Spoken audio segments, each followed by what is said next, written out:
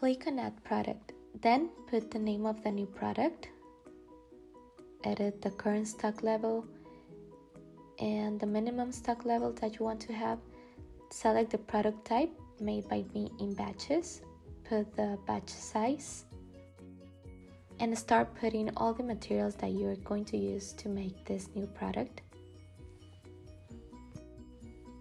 You can see all the details of the cost breakdown per piece, and then you can choose a category.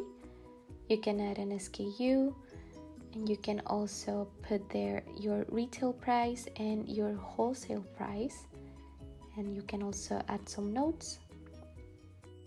Click Save, and there you're going to have two options: if you already made them and adjusted the material levels, or if you want us to adjust the material stock levels. Click on Create Product, and that's it. This is how you set up products made in batches. Super easy.